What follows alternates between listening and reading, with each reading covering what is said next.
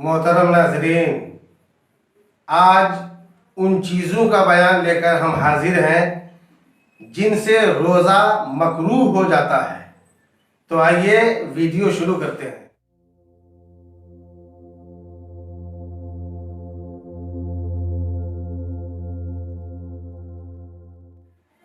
मोहतरम नाजरीन, झूठ, चुगली, गीबत, बदनजरी, गाली देना, किसी मुसलमान भाई का दिल दुखाना, दाढ़ी मुंडाना वगैरह वगैरह, ये सब चीज़ें वैसे भी नाजायज़ व हराम हैं और रोज़ा की हालत में और ज़्यादा हराम है और उनकी वजह से रोज़ा मकरूह हो जाता है।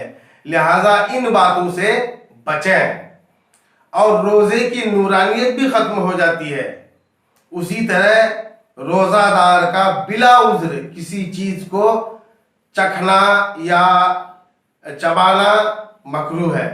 लेकिन अगर किसी औरत का शौहर बदमिजाज है कि सालन में नमक कम या ज़्यादा होगा तो उसकी नाराज़गी का सबब होगा और वो औरत पर ज़्यादती करेगा, तो इस वजह से औरत को चखने की इजाज़त है, मगर चखने में भी ये एहतियात रहे कि हल्क से नीचे न उतरे वरना रोज़ा टूट जाएगा।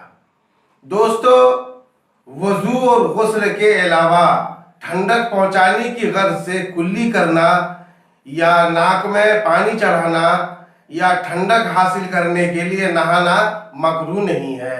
हाँ, मुंह में थूक इकट्ठा करके निगल जाना ये तो बगैर रोज़ा के भी नापसंदीदा और घिन वाली बात है, मगर रोज़ा में और ज़्यादा नापसंदीदा है और इससे रोज़ा मकरूह हो जाता है। लिहाजा ऐसा करने से परहेज करें। अल्लाह तबारक व तआला हम सबको मुकम्मल तौर पर रोज़ा रखने की तौफीक रफ़ीक अता फरमाए और रमज़ान की बहारों से मालामाल फरमाए।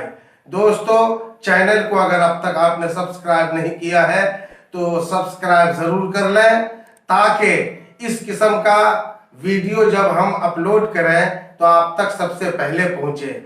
और वीडियो पसंद आए तो लाइक और शेयर ज़रूर करें ताकि हमारे दूसरे दीनी भाई भी इस किस्म के मालूमात हासिल कर सकें। कुछ पूछना हो तो कमेंट बॉक्स में पूछ सकते हैं, इंशाअल्लाह उसका जवाब दिया जाएगा।